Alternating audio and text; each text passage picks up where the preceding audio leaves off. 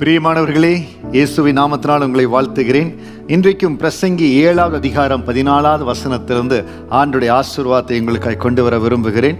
வாழ்வு காலத்தில் நன்மையை அனுபவித்திரு, தாழ்வு காலத்தில் சிந்தனை செய். மனுஷன் தனக்கு பின் வருவதொன்றையும் கண்டுபிடியாதபடிக்கு தேவன் இவ்விரண்டையும் ஒன்றுக்கொன்று எதிரடையாக வைத்திருக்கிறார். வாழ்வு காலத்தில் நன்மையை அனுபவித்திருக்கணும், தாழ்வு காலத்தில் சிந்தனை செய்யணும்.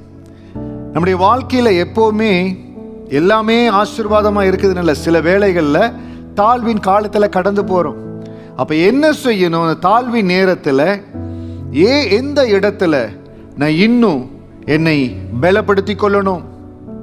திடீர்னு எக்ஸாமில் பிள்ளை ஃபெயில் ஆகிடுது, அதோடு எல்லாமே முடிஞ்சிருதா? இல்லை, அடுத்ததை எப்படி இம்ப்ரூவ் பண்ணணும், எங்கே ஸ்ட்ரென்தன் பண்ணணும், பிள்ளையை நம்ம உற்சாகப்படுத்துகிறோம், பலப்படுத்துகிறோம். அதே போல தான் சில ஆசீர்வாத குறைச்சல்கள் நம்ம வாழ்க்கையில் வருது, சில டிலேஸ் வருது. தாழ்வு காலத்தில் சிந்தனை செய். இந்த தாழ்வின் நிலைமையில நான் கடந்து போறேனே, இதற்கு நான் காரணமா? இல்லை, தேவன் என்னிடத்தில் எதிர்பார்த்த சில காரியங்களை நான் ஏற்றபடி செய்யலையா, தேவன் எதிர்பார்த்தபடி செய்யலையா? தாவீது நிறைய இடத்துல தாழ்வு நிலையில கடந்து போனார். அப்ப கடந்து போனதெல்லாம் அப்ப என்ன செய்கிறார்? தேவன் என்னை எப்படி நடத்துவார் என்று நான் அறிந்து கொள்ள என்னை ஒப்புக் கொடுக்கிறேன். அவர் கைவிடப்பட்ட சூழ்நிலை, அவர் நஷ்டத்தை சந்தித்த சூழ்நிலை எத்தனையோ, அவர் கெபியில இருந்த பொழுது, சிக்லாக்ல இருந்த பொழுது, அவருடைய மகனே எதிர்ப்பாய் வந்த பொழுது எத்தனையோ தாழ்வு நிலைமைகள், அதில் எல்லாம் சிந்தனை செய்தார். இன்னைக்கு தாழ்ந்து போறேன், எனக்கு ஒரு தாழ்வு நிலை இருக்குது, உடனே சோர்ந்து போய் உடைஞ்சு போயிடாதீங்க. அன்றே நான் என்ன செய்யணும்? அந்த நிலைமையை மாற்ற நான் என்ன செய்யணும்? திடீரென்று சரீரத்தில் பலவீனம் வந்து விடுகிறது. பலவீனம் வந்த உடனே அவ்வளோதான், ஒன்றுமே பண்ண முடியாது, அப்படியே விட்டுறோமா? இல்லை, எது நான் சரி செய்யணும், என்ன மெடிக்கேஷன் எடுக்கணும், எப்படி என்னை பாதுகாத்து கொள்ளணும், எதை நான் அவாய்ட் பண்ணணும் பார்க்குறோம் இல்லையா? எதை அவாய்ட் பண்ண, எந்த ஃபுட்டு நான் அவாய்ட் பண்ணணும், என்னுடைய ஏஜ் கேட்சப் ஆகுது, இந்த காரியம் எனக்கு ஒத்து வராது, பாதுகாத்து கொள்ளுகிறோம். அதே போல தான் நம்ம தாழ்வு நிலையில போகிற பொழுது ஏன் இந்த நிலைமையில போற நான் சிந்தனை செய்யணும். ஏனோ இந்த காரியத்துல எனக்கு தடைகள் வந்து கொண்டே இருக்கிறது, நான் ஒரு நிலைக்கு அப்புறம் வரவே முடியல. ஏன்? தேவ சமூகத்துல சிந்திக்கணும். ஆண்டவர் மனுஷன் தனக்கு வருவதொன்றையும் கண்டுபிடியாதபடிக்கு, நம்ம வாழ்க்கையில என்ன நடக்கும், எப்படி நடக்கும், தேவன் எல்லாவற்றையும் ஒரு ரகசியமா வைத்திருக்கிறார். தேவன் நம்ம எப்படி நடத்துகிறோம், எப்படி ரியாக்ட் பண்றோம் ஆண்டு பார்க்கிறார்.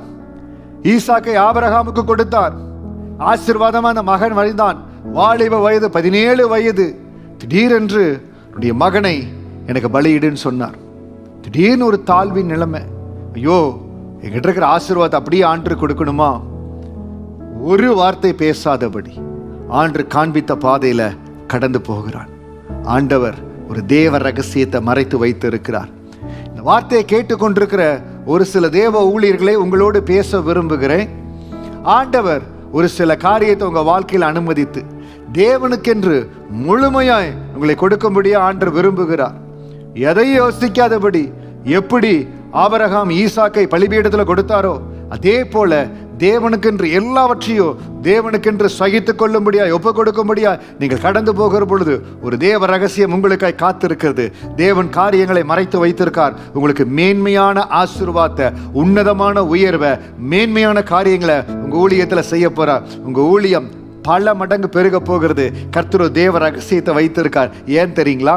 எந்த நிலைமையில வைத்தாலும் மனரம்யமாய் தேவனுக்கு நன்றி செலுத்தும்படியா, ஆண்டவரே என்ன தாழ்வு நிலைமையா இருந்தாலும் உங்க பாதத்தில் ஒப்பு கொடுக்கிற, உங்களையே நினைத்து கொண்டிருப்ப ஆண்டவரே அப்படின்னு சொல்லி ஒப்பு கொடுக்கிறீங்களே. இந்த தாழ்வின் நிலத்துல சிந்தனை செய்து கொண்டிருக்கிறீங்க, நான் என்ன செய்யணும்னு நினைக்கிறீங்க?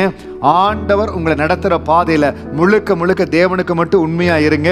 தேவ சமூகத்தை ஒப்பு கொடுங்க. உங்க ஆசீர்வாதம் மிகுதியா இருக்க போது. ஆண்டவர் உங்களுக்கு மறைத்து வைத்திருக்கிற தேவ ரகசியம் வெளிப்பட போது. கர்த்தர் உங்களை உயர்த்த போகிறார். கண்கள் காண வியத்தக்கபடியா உங்க ஊழியத்தை தேவன் ஆசீர்வதிக்கிறார். மகிமையின் கரம் உங்கள் மேல கடந்து வருகிறது. கர்த்தர் மிகுதியான ஆசீர்வாதத்தை கொடுக்கிறார். இந்த ஆசீர்வாத, இந்த வசனத்துக்கு ஆண்டவர் உங்களை சாட்சியாய் நிறுத்துகிறார். அன்பு தேவ ஊழியரே, நீங்க ஆசீர்வதிக்கப்படுகிற போது ரகபோத் ஊழியத்துக்கு உங்க சாட்சி அனுப்பிச்சு வைங்க. பிரசங்கி 7:17 சாட்சியாய் கர்த்தர் உங்களை உயர்த்துகிறார், ஆசீர்வதிப்பார். இதை கேட்கிற அன்பான தேவ பிள்ளைகளுக்கு சொல்லுகிற, என்ன ஒரு தாழ்வு நிலைமை இல்லாமையா இருந்தாலோ தேவ சமூகத்துல சிந்தனை செய்து, ஆண்டவரே எதுல நான் இன்னும் என்னை உருவாக்கி கொள்ளணும், எதுல உங்களுக்காய் நான் இன்னும் அர்ப்பணிக்கணும்னு சொல்லி அவர் கரத்தில் ஒப்பு கொடுக்கிற பொழுது உங்களுக்காய் மறைத்து வைக்கப்பட்டிருக்கிற அந்த தேவ ரகசியம் வெளிப்படும். கர்த்தர் உங்களை ஆசீர்வதிப்பார். மேலான நிலைகளுக்கு, இன்னும் பல ஆயிரங்களுக்கு உங்களை ஆசீர்வாதமா உயர்த்துவார். God bless you.